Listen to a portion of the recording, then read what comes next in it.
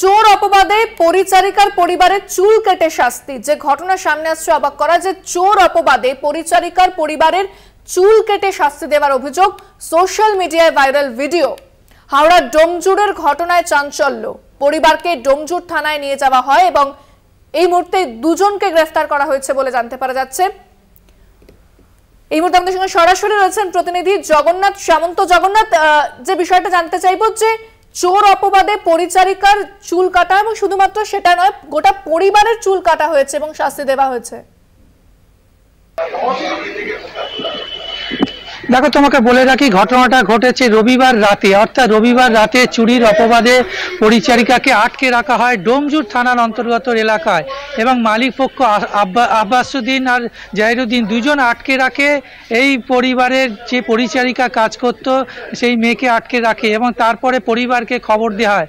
পরিবার ঘটনাস্থলে গেলে তাদেরও ওখানে আটকে রেখে পরিবারের সকলকে, অর্থাৎ মা, বাবা, পরিচারিকা তিনজনেরই চুল কাটা হয় চুরির অপবাদে। তারপরেও নিস্তার নয়, বাড়িতে গিয়ে তল্লাশি চালানো হয়। যে টাকাটা চুরির অপবাদ দেওয়া হচ্ছে সেই টাকাটা খোঁজে তল্লাশি করে 8 থেকে 10 জন এই মালিক পক্ষর তরফ থেকে গিয়ে পরিবারের ঘরে গিয়ে তল্লাশি চালায়। কোনো রকম টাকা পায়নি। পরিবারের লোকজন যেটা জানাচ্ছে, তারা চুরির সঙ্গে কোনোভাবেই যুক্ত নয়, তা সত্ত্বেও পরিবারকে দোষারোপ করা হয়। শুধু তাই নয়, একবারে তালিবানি শাসন কায়দায়, অর্থাৎ বেশ কিছু জন লোকজন নিয়ে গিয়ে পরিবারের সকলের চুল কেটে দেওয়া হয়। মহিলার চুল কেটে দেওয়া হয়, মায়ের চুল কেটে দেওয়া হয় এবং পরিবারে বাবা থেকে শুরু করে ছোট শিশুরও বাদ দেওয়া হয়নি, তারও চুল কেটে দেওয়া হয়।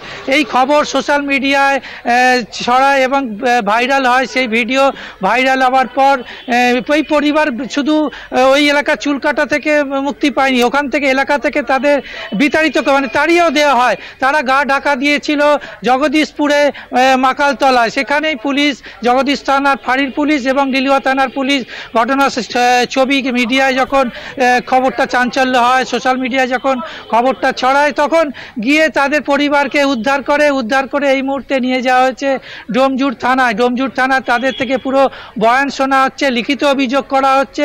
এর পাশাপাশি এই ঘটনার সঙ্গে যুক্ত ইতিমধ্যেই দুজনকে গ্রেপ্তার করা হয়েছে। একজন যে তুমি দেখবে ছবিতে যে চুল কাটছে তাকে গ্রেপ্তার করা হয়েছে, আরেকজন এই ঘটনার সঙ্গে যুক্ত চুল কাটাচ্ছে। পরিবার মালিক পক্ষ থেকে যারা যাদের হলো, গোটা পরিবারের চুল কেটে দেওয়া হলো। দেখো, টাকার অঙ্ক এখনো বলছে না, পরিবারের লোকজন সেটা জানতে পারছে না যে কত টাকা চুরি হয়েছে, কিন্তু বলছে বেশ কিছুদিন ধরে নাকি তাদের টাকা চুরি হচ্ছিল। সেই চুরি তাকে সন্দেহ করা হচ্ছিল পরিচারিকাকে এবং তারপরেই তাকে ধরা হয়েছে। তাকে মালিক পক্ষ থেকে বলা হচ্ছে যে হাতে না হাতে ধরেছি, কত টাকা সেই ঘটনা বলছে না। তবে এই ঘটনা যে এত বড় একটা ঘটনা ঘটলো, যে একটা টাকা চুরি সামান্য, সেটা পুলিশকে জানাতে পারত।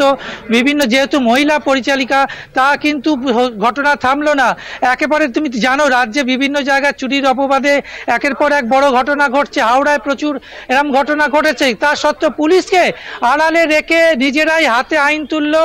একেবারে ঘরে ঢুকে চুল কাটা, মারধর করা, ঘরে তল্লাশি করা এবং ঘর থেকে বিতাড়িত করে দিল, হয়তো এলাকা ছাড়া করে দিল, যে তোমরা চুরি করেছো, চুরির সঙ্গে ধরা পড়েছো, তোমাদের এলাকায় থাকতে দেবো না। তারা ভয়ে আতঙ্কে জগদীশপুর মাকালতলা একটি বাড়িতে অবাক তো প্রত্যেকেই হচ্ছে, কারণ চুরির অপবাদে গোটা পরিবারের চুল কেটে দেওয়া হলো। ধন্যবাদ জগন্নাথ, আমাদের সঙ্গে সরাসরি ছিলেন প্রতিনিধি জগন্নাথ সামন্ত।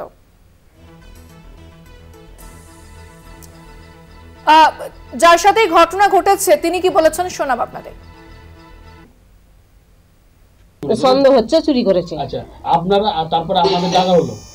আমাদের ডাকা হলো বলতে আমাদের বাড়িতে এসেছিল সব দল বেঁধে, বলতে যে এরকম তারা 24 ঘন্টার মধ্যে আপনার মেয়েকে হাজির করো, আর নাহলে আমাদের যা ক্ষতি করেছে সেইগুলো দাও, নাহলে তোমাদের ঘর ছাড়া হতে হবে। আমরা কিছুই জানিনি। তারপরে বলে চলে গেল। 8 ঘন্টা পরে হই হাল্লা করে আবার ঘর সাজ করতে এলো।